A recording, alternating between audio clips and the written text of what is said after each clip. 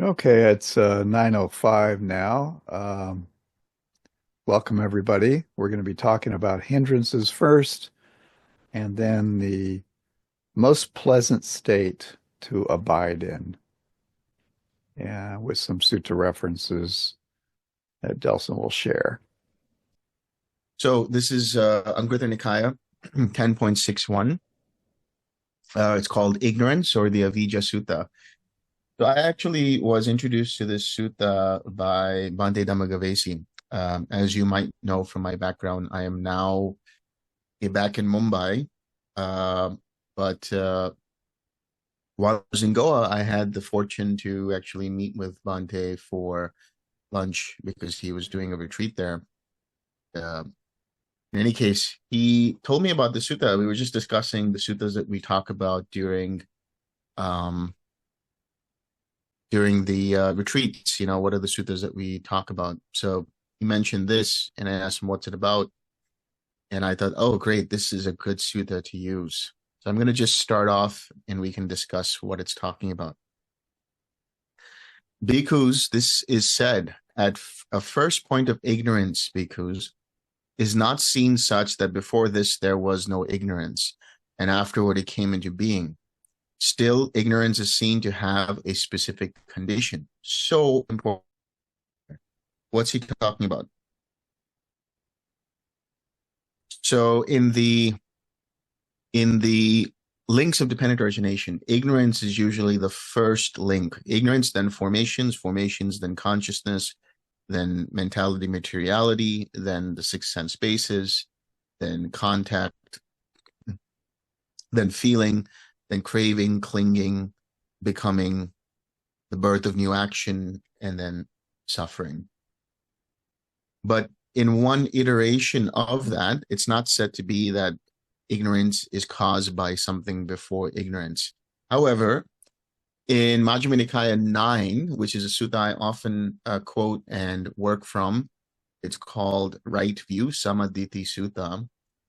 When Sariputta is talking about the links of dependent origination, he says there is a cause and condition for ignorance. And what is that cause and condition for ignorance? It should be said the taints, the asavas, and that there is a cause for these asavas. It should be said that the cause for these asavas is ignorance. And so these two run around each other, creating the whole process of samsara, the whole process of rebirth. But we'll explore this sutta specifically. So here the Buddha says, I say, bhikkhus, that ignorance has a nutriment. It is not without nutriment. And what is the nutriment for ignorance? It should be said the five hindrances. What are the five hindrances? The five hindrances are craving, sensual craving, aversion, doubt, restlessness, and sloth and torpor. How is it that they are nutriment for ignorance? How can that be said? So the reason why the Buddha says that they are the nutriment for ignorance is because whenever the mind brings up these hindrances, or the hindrances arise based on lack of proper attention, they cause the mind, if the mind continues to have lack of proper attention, to identify with that hindrance.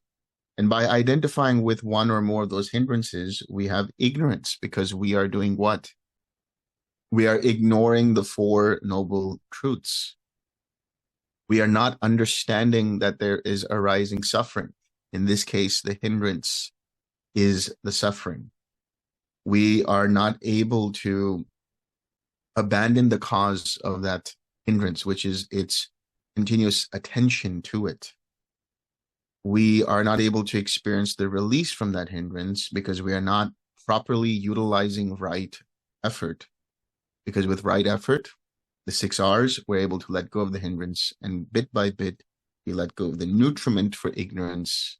We let go of the hindrance and the nutriment for that ignorance. And we're actually developing panya, wisdom, every time we're doing this. We're teaching ourselves how to let go and experience the Four Noble Truths in every moment. And what is the nutriment for the 5 hindrances? It should be said the 3 kinds of misconduct. What are the 3 kinds of misconduct? The 3 kinds of misconduct are mental misconduct, verbal misconduct, and bodily misconduct. So that's basically breaking the precepts. That's what it's referring to. You've heard Bhante say it, you've heard me say it, you've heard other twin teachers say it, that the hindrances arise because at some point or another we broke precepts. This is the sutta that talks about it. What do we mean by the precepts? Well, what are the 5 precepts? They are basically under the umbrella of these 3 kinds of conduct, or we should say the mental, verbal, and physical proper conduct. So when we break precepts, we're experiencing 3 kinds of misconduct. What are they? Well, when we harm or kill living beings, that is a bodily misconduct. When we take what is not given, that's another bodily misconduct. Or it can be a mental misconduct because we have the intention to steal. We have the intention to harm as well. When we have any kind of sexual misconduct, that's again bodily, but again, that's mental. When we have any kind of lying going on, gossiping going on, he said, she said going on, then that is basically breaking the 4th precept. That is a verbal misconduct. Or using harsh speech, using speech that causes pain to others. And then intoxicants, indulging in intoxicants. There's, in all 5, there's the mental intention. There is the physical intention, physical action, and then there is the verbal with either lying or using harsh speech, using speech that causes rifts, speech that is divisive, speech that is restless, that is unnecessary speech, and so on. So the breaking of the precepts, misconduct, is a nutriment for the 5 hindrances. And what is the nutriment for the 3 kinds of misconduct? It should be said, non-restraint of the sense faculties. What do we mean by non-restraint of the sense faculties? You know, the word restraint here comes from the word samvara, and that means to hold. It means to put in a container. It means to keep it within certain boundaries. And what are those boundaries? They're basically saying that what we have to do is be able to be aware of where our senses are leading us, so to speak. Are we getting caught up in the indulging of sensual pleasures? That is a lack of restraint of sense faculties. So with proper attention, what does it mean when we say proper attention? It means we understand the sense base experiencing contact with its object, and there is an arising of a pleasant feeling or an unpleasant feeling, and we see it for what it is. And I'm going to give you some tips on how to do this, but I want to go through this whole sutta first. So what is the nutriment of the non-restraint of the sense faculties? Lack of mindfulness and clear comprehension. What does that mean? Lack of mindfulness and clear comprehension. Mindfulness is sati, and clear comprehension is sampajanya. And together, these constitute the process of seeing things as they are and remembering to observe how mind's attention moves from one thing to the other. So when we don't have mindfulness, when we're not able to see what is arising and where our mind's attention is going, it gives rise to the overindulgence, to the identification with sensual pleasures.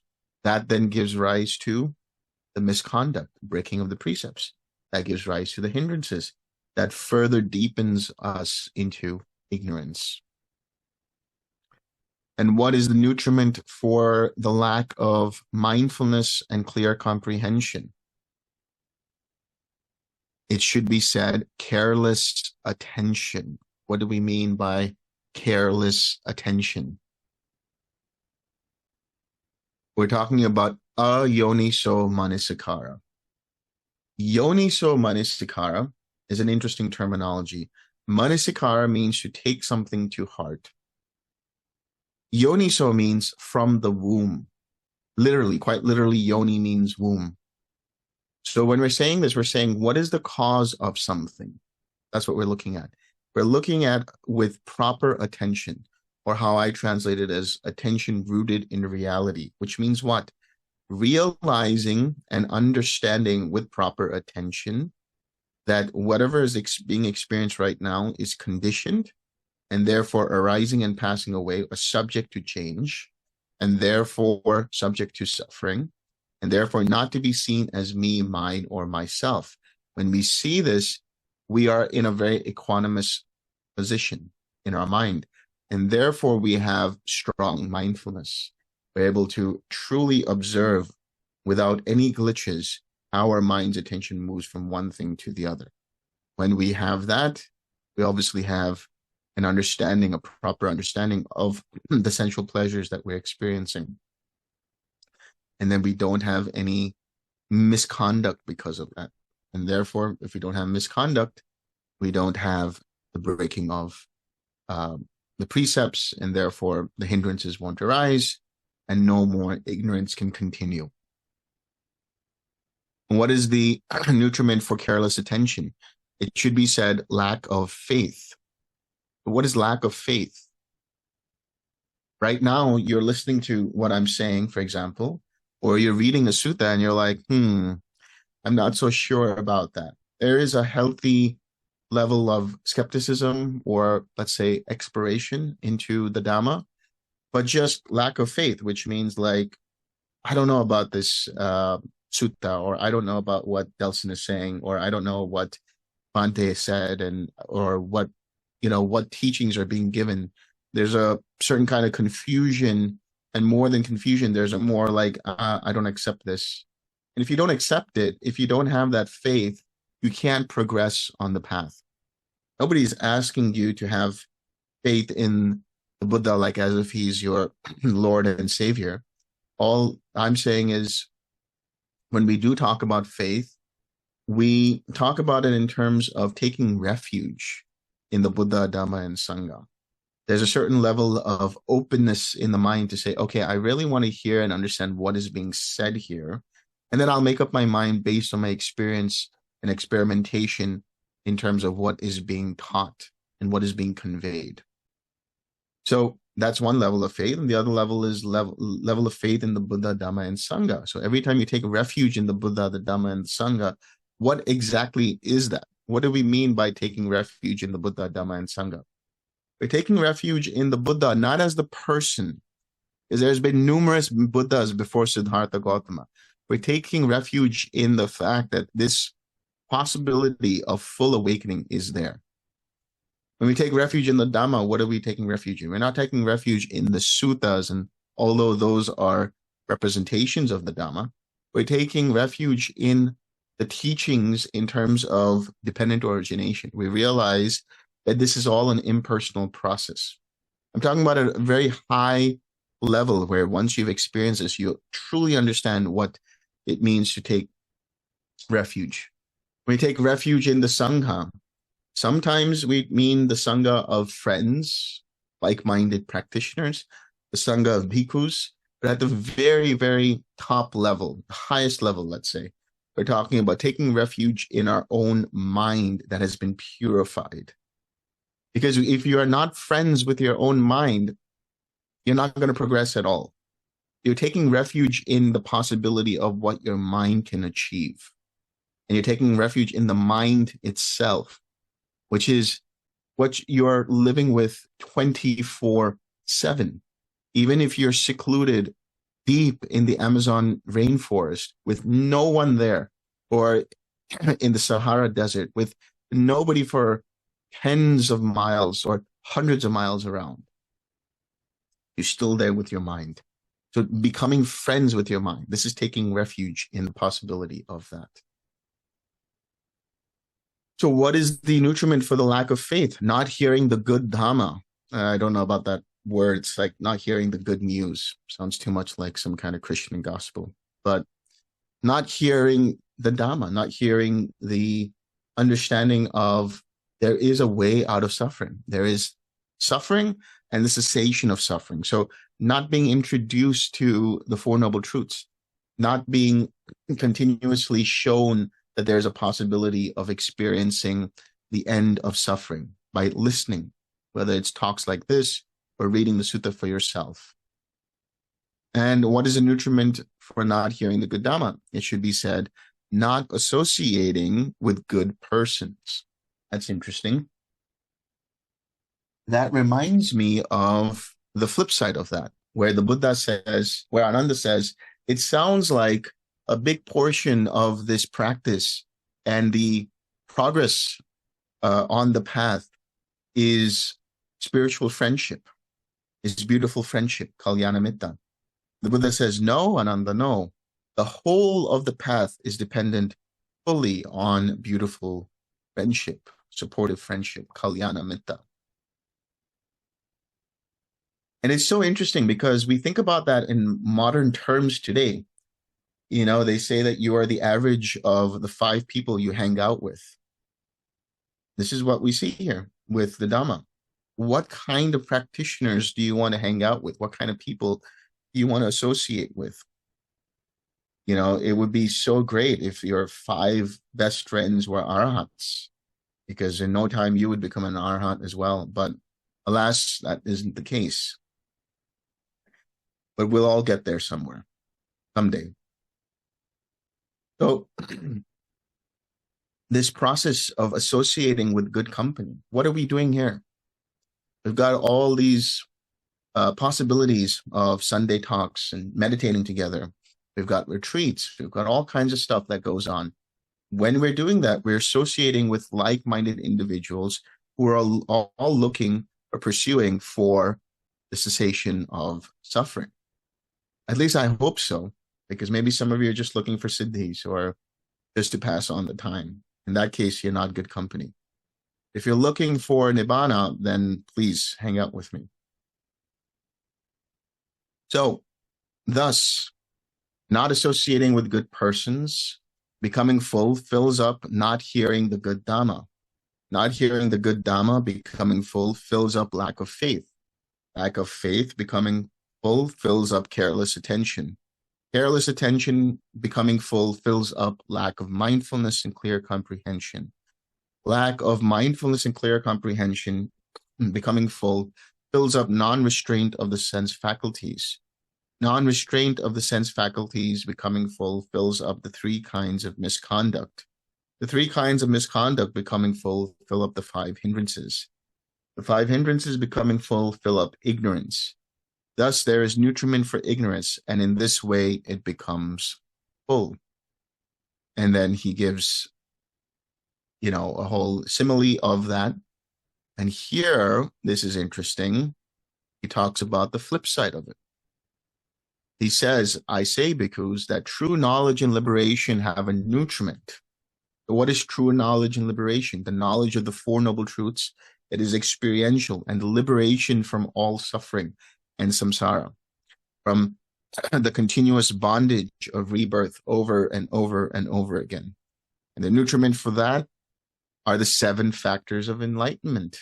7 factors of enlightenment are the way to deal with the hindrances. What are the nutriment for that? The 4 foundations of mindfulness. Interesting. What is the nutriment for that? The 3 kinds of good conduct, keeping the precepts. What is the nutriment for that? Restraint of the sense faculties. What is a nutriment for that? Mindfulness and clear comprehension. And what is the nutriment for that? careful attention. Yoniso manasikara. What is the nutriment for that? Faith. What is the nutriment of that? Hearing the Dhamma, the good Dhamma. And the nutriment for that is associating with good persons. So, in other words, we want to be able to associate with like-minded practitioners. There are so many different systems and models and people professing so many different ways of doing things. Here we are in the community of twin practitioners. And for some people, they don't feel like they want to do that and they do something else. Okay, good luck to them. And so whoever wants to really progress on the twin practice should hang out with other twimmers, other twin practitioners, because that's how you exchange notes. That's how you're able to say, hey, what did you experience here? Or does anybody know about this? I know there's Telegram groups, there's Yahoo groups and all of this stuff that you guys do. So that's a really good basis. I mean, Dhamma Sukha is really at the forefront of doing that, always engaging with the twin practitioners. And so once you have that, then the rest is up to you. Like, how do you want to take that? Do you want to apply the Dhamma? Do you have an openness to practice and really follow the instructions? Do you have the ability to really not only follow, but apply the instructions by applying the 7 factors of enlightenment, by applying right effort, by being mindful, by restraining the sense faculties, by using proper attention or careful attention, and letting go and experiencing the true knowledge and liberation. You can still experience it right here, right now. You know what that true knowledge is. You know that it is this 4 noble truths.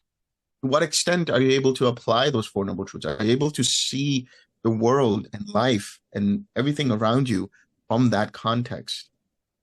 There was a time, I remember when I spoke with Sister Came Up, she had a very interesting statement. She said, a lot of conflict can be managed by using the 4 noble truths. You can literally go and resolve conflicts. You can be a mediator and say, okay, what is the problem here? What is the problem here? What are you doing by doing that? You're understanding what is the conflict, which is the suffering. Then you're understanding what are the causes of that. And you come to some kind of consensus to resolve that. So the 4 noble truths in of themselves are an interesting, let's say, model, for lack of a better word. It's an interesting way of fixing problems, of finding solutions. The ultimate problem is suffering, this inherent suffering that we all experience in samsara and where we experience rebirth. Even if you don't want to believe in rebirth from lifetime to lifetime, the continuous habitual patterns that we get ourselves into over and over and over again until we finally learn our lesson or die and do it all over again in the next life. But when we're able to see this and apply the 4 noble truths, we liberate ourselves from those behavioral patterns. So I'm going to give you a couple of tips that you guys can do with regards to this. So I'm done with the sutta. I'm going to just stop sharing. Okay, there we go. So one is, when you are meditating or when you are, just going about your life and doing whatever it is you're doing, to what level of mindfulness are you having? This might apply to the more advanced practitioners, but I would suggest everybody try this at one point or the other. When you're sitting down, maybe you want to first just be in the jhanas and then start to look at every experience that's happening. And you could use the 5 aggregates as the anchor for that experience. You could use the 6 sense bases, whatever it is. There's the 5 aggregate meditation that I've done, the guided meditation that you guys can check out. But when you do this, what you're doing is you're creating a space between the I, the me, my, myself, and everything else. And so what is in place of that is this silent witness, this silent being who's mindful of every process. It's a nice place to be in. And it's where people get stuck, because that's where they say, oh, that's the Atman, that's the self, that's the soul, and so on and so forth. No, it's an arbitrary experience where you are mindful of things as they are. Once you're there, and it might take you some time to be there, even when you're meditating, you can be from that scope where you're like, there is a meditation process going on, and I'm observing the process of jhanas coming together. I'm observing loving kindness being flooding the system. I'm observing joy arising. I'm observing whatever it is. The second step to take is to do one of two moves. Your choice, however you want to do it. You're deeply engrossed, not to say that you're absorbed, but deeply engrossed in being in that space of mindfulness from the sense of this silent observer. You apply the principles of the Avija Sutta. It's a sutta I often quote.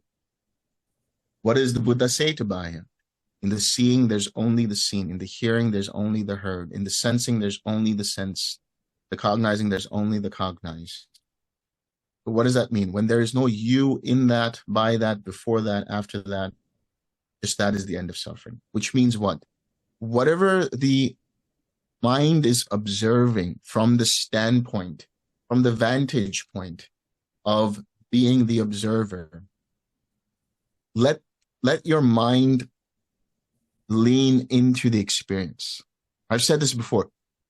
Basically, the cessation of suffering is to experience everything fully, good, bad, or indifferent, pleasant, unpleasant, or neutral, without adding the sense of I into it. But now here you are observing the experience.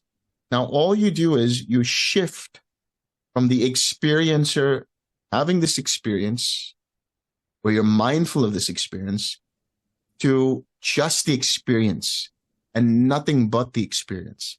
And when you do this, the sense of the observer melts into just this beautiful experience of just pure, unadulterated, unfiltered Vedana, without any craving tied to it, without any identification tied to it. That's the first move. Or you can do the second move, which is you flip your attention into where is the observer. And as soon as you look for the observer disappears. And you're still back in that same place where there's only the experience.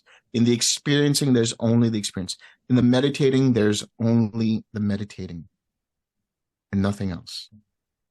And the more you do this, the more you are naturally mindful of everything without the vantage point of someone to be mindful of something. And it happens naturally. And when you're in this process, it's a total cessation of suffering. You don't get caught up in this. You don't get tied up in what he said or she said. You don't get caught up in all of these different elements that cause us suffering. So I'll stop there and then open it up for some questions if you guys have anything.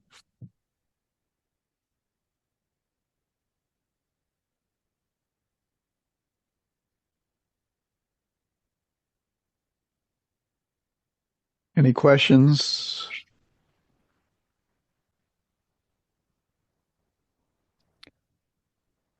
If not, we can move on to the next subject, but There's a question in the chat. oh. Okay, well, kind of answered it, so he's just saying Okay. it's very helpful. Yeah. Perfect.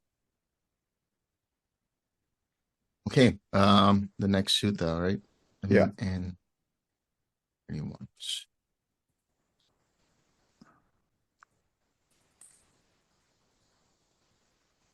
Okay, let me share my screen. Okay, is this good, David? Looks good? Yeah, it's great. Okay.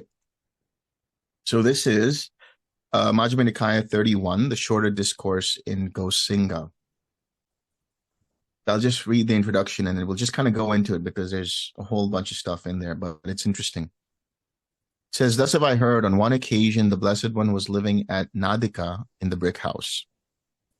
Now on that occasion, the Venerable Aniruddha, the Venerable Nandiya, and the Venerable Kimbala were living at the park of the Gosinga Sala tree wood.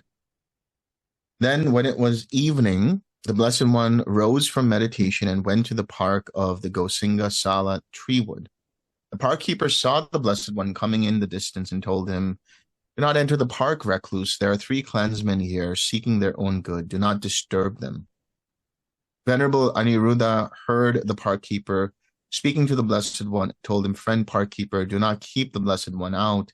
It is our teacher, the Blessed One, who has come." Then the Venerable Aniruddha went to the Venerable Nandiya and the Venerable Kimbila, said, "Come out, Venerable Sirs, come out. Our teacher, the Blessed One, has come." They pay homage to him, they wash his feet, and the Buddha asks, "Are you keeping well?" He says, "Yes, we're comfortable, not having any trouble. We're all living," he says, "I hope you're living in concord with mutual appreciation, without disputing, blending like milk and water, viewing each other with kindly eyes." "Yes, we are," he says. "And how do you live like this?" Well, here it is. We maintain acts of loving kindness, verbal acts of loving kindness, mental acts of loving kindness. What are bodily acts of loving kindness? Well, maybe somebody is in grief. Just touch their shoulder and send them loving kindness. If they feel comfortable, you hug them. You know, I always like to hug my friends because it's a way of exchanging that loving kindness. Verbal acts of loving kindness, being supportive with each other, telling each other how great they're doing. You know, if they're having a bad day, cheer them up. See what you can do to cheer them up. Mental acts of loving kindness, you know, having that ring or sphere of loving kindness around you, and that anyone who comes into that sphere is encompassed by that loving kindness.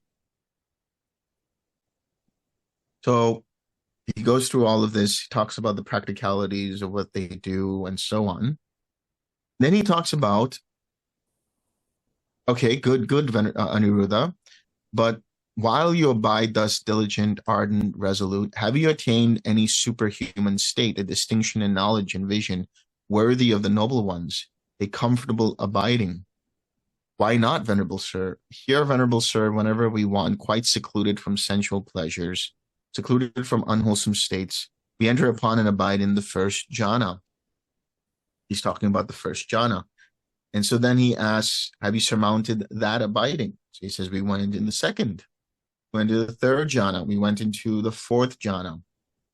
And then he says, there is something beyond that. Is there anything else beyond surmounting that abiding? Yes, of course. We go into infinite space. We go into infinite consciousness. We go into nothingness. Then we go into neither perception nor non-perception.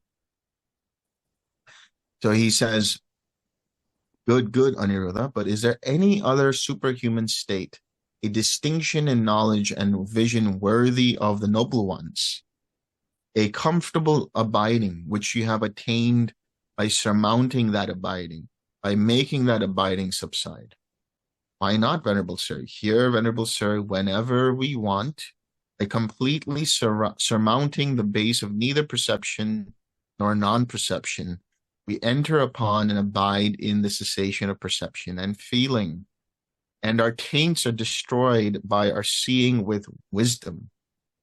Venerable Sir, this is another superhuman state, a distinction in knowledge and vision worthy of the noble ones, a comfortable abiding, which we have attained by surmounting the preceding abiding, by making that abiding subside. And Venerable Sir, we do not see any other comfortable abiding higher or more sublime than this one. Good, Aniruddha. There is no other comfortable abiding higher or more sublime than that one. So cessation of perception, feeling, and consciousness is the highest state that one can achieve in terms of the supramundane experiences. There's an interesting point here. It says here, we enter upon and abide in cessation, perception, and feeling, and our taints are destroyed by our seeing with wisdom. Does that mean that they continue to destroy their taints all the time, every time they go into cessation? Or does that mean that he's just saying it the one time? That's the question here. What does he mean by that? So later on, it says here, then when the Blessed One had instructed, urged, roused, and gladdened the Venerable Aniruddha, the Venerable Nandiya, and the Venerable Kimbila with a talk on the Dhamma, he rose from his seat and departed. After they had accompanied the Blessed One a little way and turned back again, the Venerable Nandiya and the Venerable Kimbila asked the Venerable Aniruddha, have we ever reported to the Venerable Aniruddha that we have obtained those abidings and attainments that the Venerable Aniruddha in the Blessed One's presence ascribed to us up to the destruction of the taints? So here they're all admitting that indeed they have experienced the destruction of the taints, the kinasava, which means the destruction of the taints. And that is another word for someone who has become an arahant. The Venerable Ones have never reported to me that they have obtained those abidings and attainments. Yet by encompassing the Venerable Ones' minds and with my own mind, I know that they have obtained those abidings and attainments.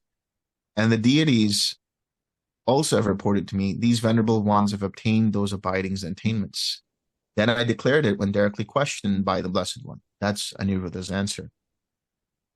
So what are we talking about when we say this cessation of perception and feeling, and our taints are destroyed? The taints are destroyed bit by bit to some extent. What does that mean? We have 3 taints, in some accounts 4 taints, 3 asavas or 4 asavas.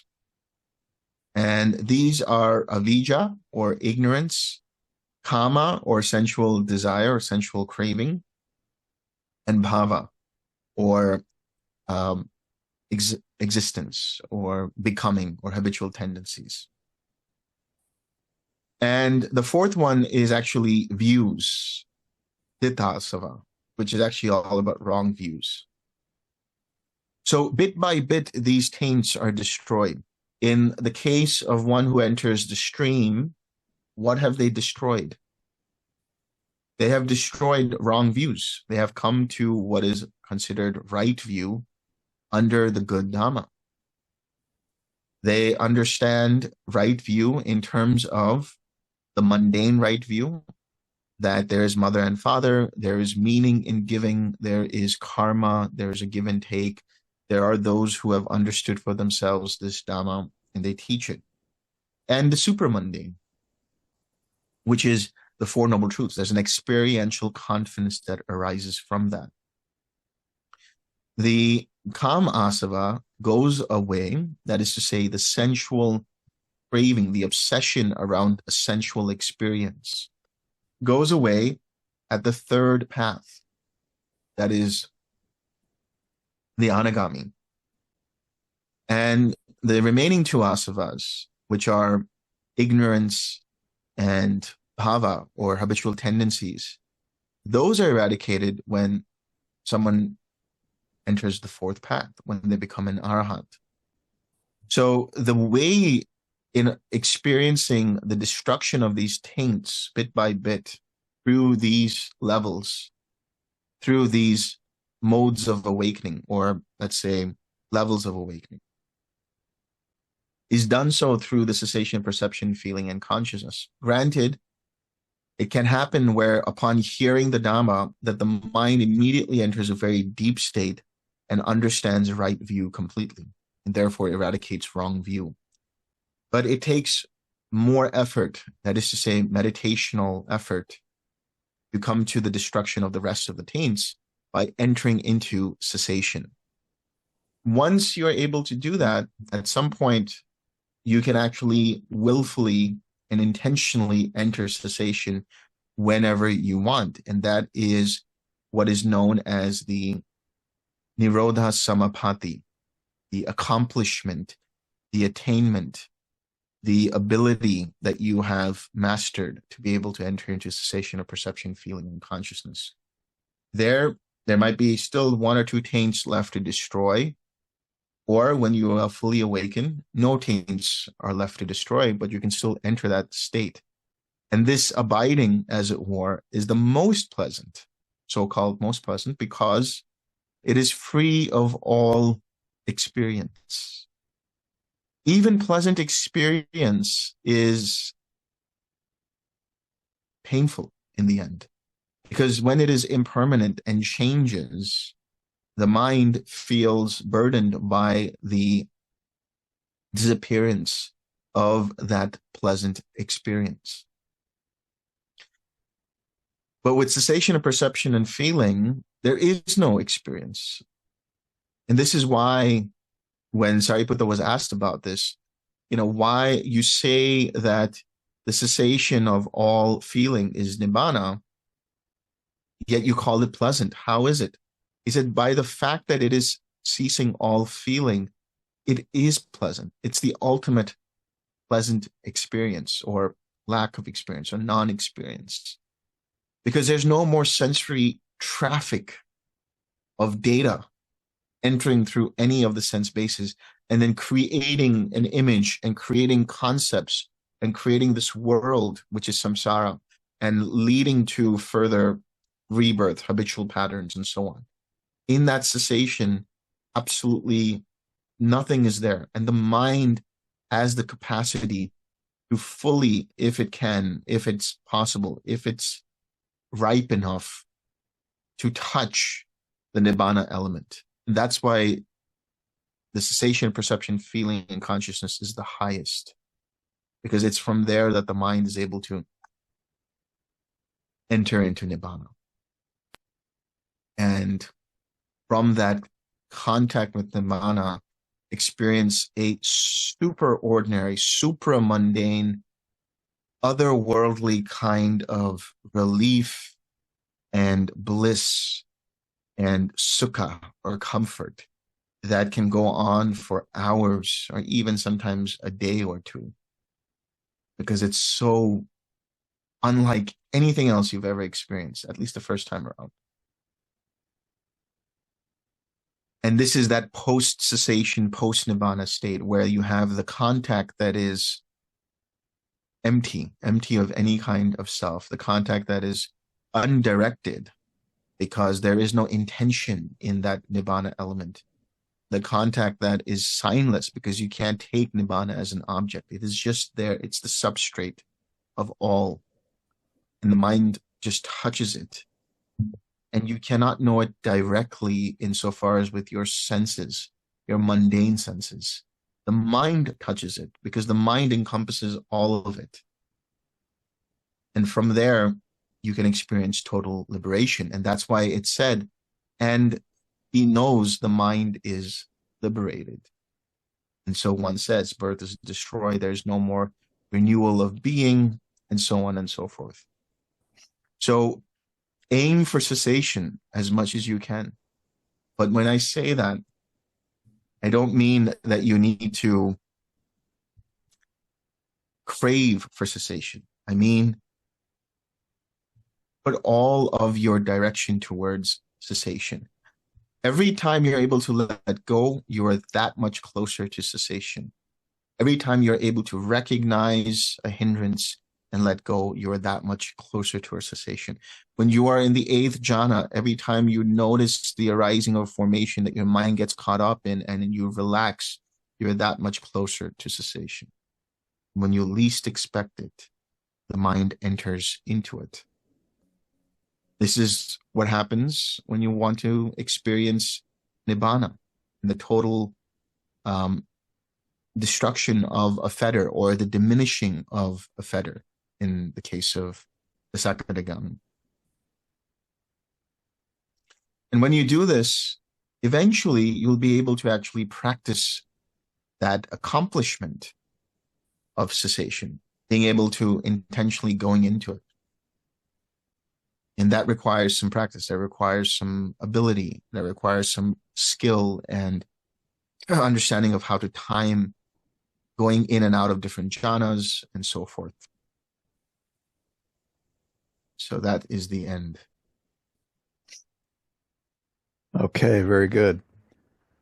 One thing this reminds me of, the cessation is, when you go to a movie, a drama, a thriller, what do they start up with? Like 15 or 20 minutes of bang, bang, you got to watch this movie, you got to watch that movie. And it's always at the end of that and everything stops. It's like, oh, relief, and I thought, why not? Okay, forget the rest of forget the movie. Let's just stay in the Yeah. relief state with, with Yeah. without samsara. Anyway, um, do we have questions? Emilio, I think you had a question. Yes, thank you, David. Hi, Delson. I was thinking back to the two tips you gave in the first sutta, and I was wondering if that can be a practical way to experience this, which I think is called non-manifestative consciousness, where the consciousness don't create materiality. Or I have a wrong interpretation of these two tips. I wanted to ask you, Delson, about that. Oh, we're getting into some technical stuff here. All right. So, yes, the short answer of it is yes. When you are able to come from that witness mode and then let the witness mode completely meld away, then there is the non-manifestative consciousness, which means the consciousness that doesn't take root in the creation of further karma and so on and so forth. It's the non-reflective, because the mind is free of any kind of conceptualizing or mental proliferation or conceptual reflection, say. Okay. Well, thank you for the tips, because, sometimes you understand conceptually things, but then you don't know how to experience that in a practical life or in meditation. These were very good tips. Thank you. But one of these days, I'll try to do a guided meditation, either on retreat or when I get a chance to do like a guided process where you can make these tiny moves and experience that. Yeah, that I would appreciate that one. Thank you very much, guys. Say, Antra, does that answer the question you and I were talking about this sutta? And I just wonder if you had anything else about that, wherever you are here. Yes, it does. The other thing that I got from Delson's discussion is that supramundane and superhuman are interchangeable as terms in the suttas. Yes. And yeah, it answered some of the questions. Yes. Yeah, Mark?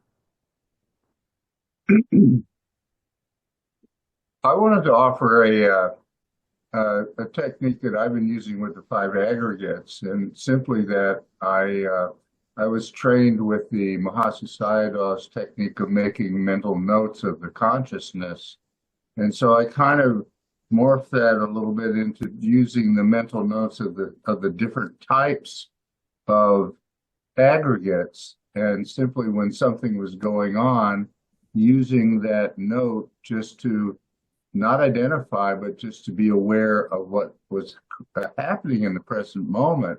And the interesting thing was the expansion of something like form, all the different ways form could be experienced. And that was still forms, and yet there was no identification of it, but there was the simple knowing that this is the consciousness that was happening, the type of consciousness that was happening right now. And so it became kind of, I don't want to say playful, but an interesting way of being mindful, and yet at the same time noticing what is taking place. Right. Yeah, I think that's a great point, because when we can start to see these five aggregates from that knowing, and then realize that all form, whether it's this body or this microphone or this chair or every far or near, or, as the Buddha says, subtle or gross, it's all form. And so we start to become less and less identified and totally non-identified with it. Yes. Thank you. Thank you. Ines, you had a question. David, thank you, Delson, for the Dhamma talk. My question is how to let go of the sense of observer or the sense of self when we are in quiet mind or when we are in that open awareness. So I've noticed that in my practice, the sense of self is still there and it's subtle. So how can we go to really this open awareness without the sense of observer or the sense of self? I would say one is it will naturally happen where the mind starts to let go of that. The conceit, the sense of this is me, mine, or myself starts to loosen up very naturally as we continue to relax. Just keep doing that. Keep letting go until there's nothing else to let go, and then everything ceases. Let it happen as a natural process. Okay. Yes, thank you very much. And maybe a second question, and maybe we can discuss this like in further session, is to talk more about how to enter cessation and at will, as you described today. So what are the factors that leads to that? So if we can talk about that like in upcoming sessions, that would be really great. Okay, we can. Basically, you're going to have to first really master the ability to enter into different jhanas, very, very much in terms of the time of how long you're in that jhana, both at the macro level and at the micro level, which is to say like very random times, like 4 minutes and 23 seconds in jhana 1. And as you keep doing that, and eventually 4 seconds, 7 seconds in jhana 1, and then you just keep doing that with each jhana. But that is all after a certain level of accomplishment, let's say, where you have some degree of entering into cessation or having had a few experiences of cessations in a natural way. And eventually, because your mind starts to loosen up a lot of the resistance that could arise from being able to do that. So it takes some level of patience, lots of patience, and some level of consistent study, practice, and effort. That's the short answer. But there's what we call determinations, and that happens at a certain level of practice. Thank you very much, Delson. Tony.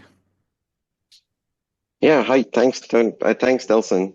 2 questions I have. I guess it seems that in order to get into cessation, I mean, it can happen anytime, but you need to get to that signless mind and quietness. So that seems to go through neither perception nor non-perception to get there. Is that the right understanding? Well, the thing is, the suttas, that's how they're crafting it, right? They're basically talking about the different levels so that people, when they read 2,600 years later, know that there are these jhanas and then the formless attainments. Having said that, there are a couple of references in different suttas where one can experience nibbana from the first jhana onwards, which, if we were to dissect that a little bit, perhaps we can assume that means that we can experience cessation from the first jhana onwards, since cessation is the gateway to the nibbana element. So I'm venturing to say that it can happen from the first jhana onwards. Highly difficult, given our minds, but possible. Okay. Now, I guess the other question is, there was a line, I guess, in the sutra saying that we enter and remain in the cessation of perception and feeling, and having seen with wisdom, and it goes on. So the nature of cessation is that you don't have the mind activities going on, is cessation of feelings, perceptions, everything. And then you come out, I guess the first few moments, there would be images, etc. So are they referring to the fact that there might be a state of the cessation that you can observe, or they're referring to the moments you come back from cessation, then you can see with wisdom? Only we had Venerable Aniruddha to answer that question. But in nature, in cessation, you're not aware. I mean, that's the nature of cessation. So I don't know if that can be, if you can see anything with wisdom. Yeah, generally, the understanding there is, and with his seeing of with wisdom, that's like basically coming out of cessation and seeing the links of dependent origination, so that wisdom arises, thereby the taints are destroyed. Right. Yeah, thanks. Okay, there's a question in the chat. It sounds like there's two different ways to attain Nibbana using Sutta number 1, doing the 7 factors of enlightenment. Is that dry insight? Or Sutta number 2, using the jhanas? Well, it's actually the same thing. You can't have the jhanas if you don't have the 7 enlightenment factors. Yeah. I've talked about this, discussed this in my book, Mind Without Craving, where the 7 enlightenment factors are present in a jhanic state. Therefore, it's referring to the same thing.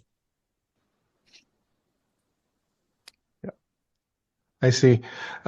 Just to add to that, in the jhanas, the hindrances are abandoned.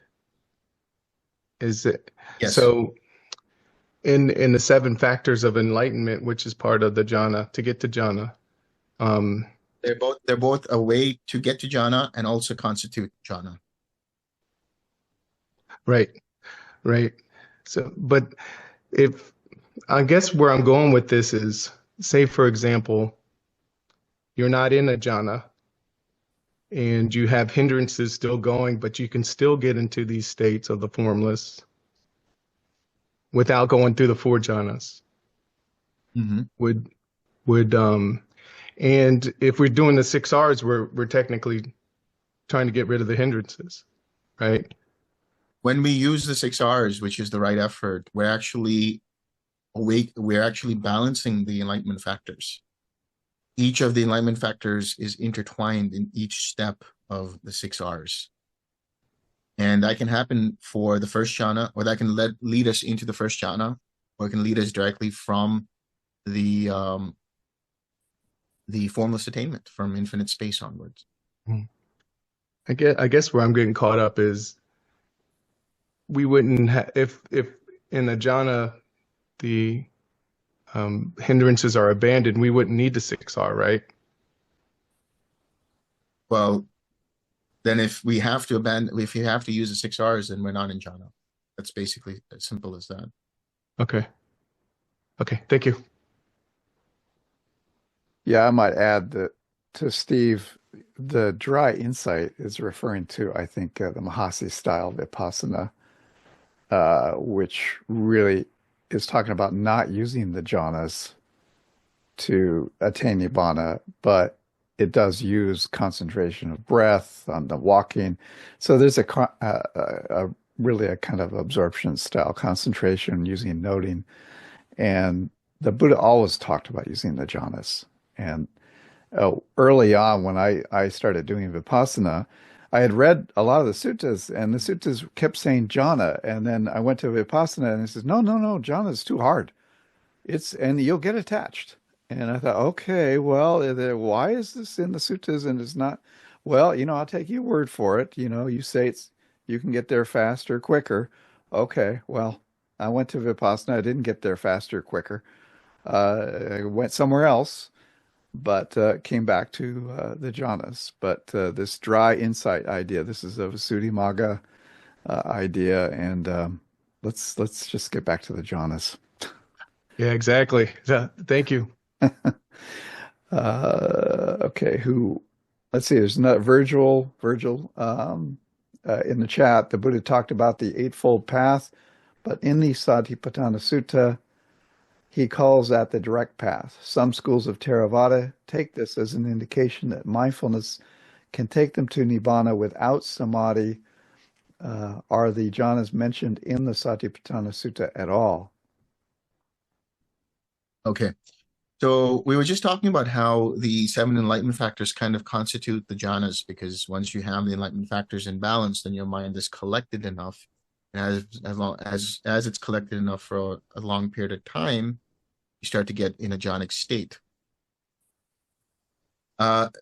Yes, it is mentioned in the Satipatthana insofar as the mindfulness of phenomena or mindfulness of dhammas, which constitute not just the mindfulness of the hindrances, which is to let them go, but the mindfulness of the cultivation of the 7 enlightenment factors, which lead to jhana.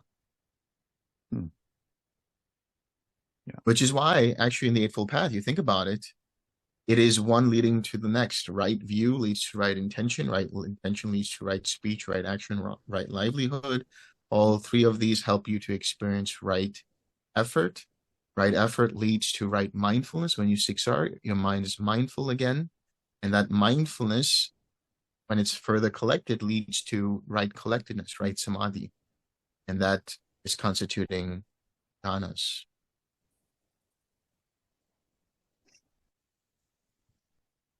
Okay. Ishway.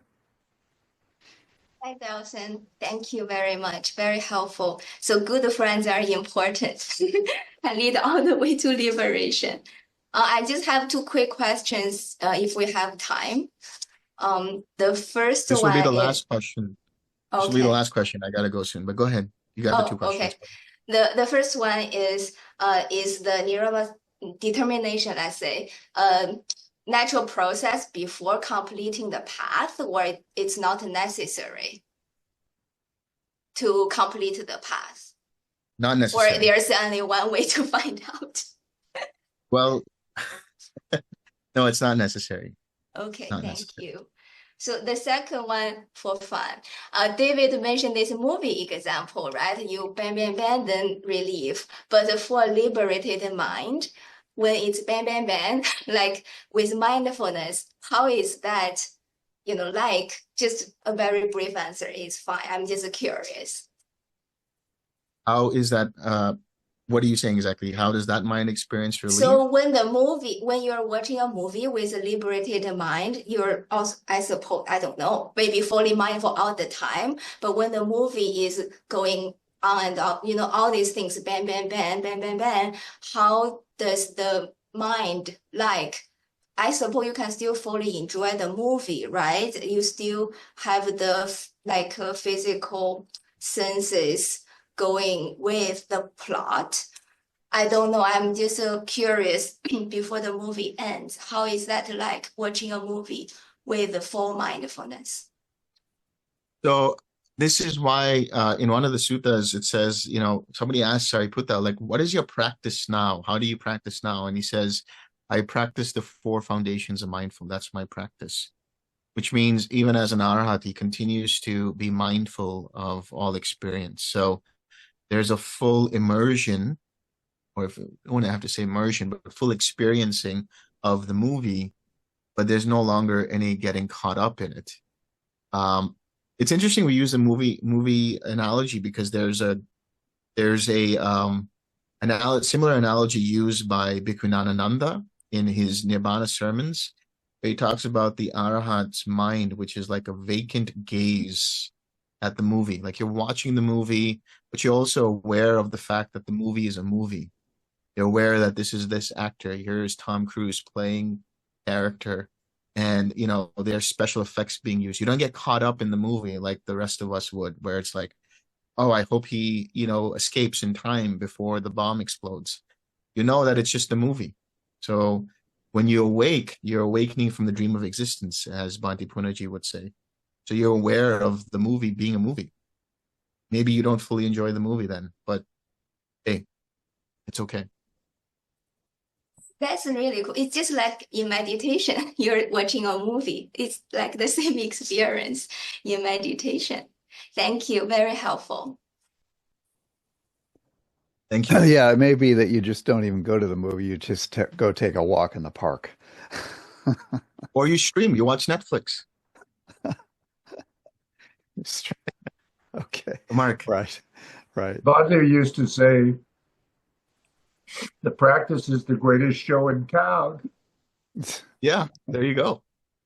But what better than that, Yeah. Okay, I think we can share some merit. And Delson?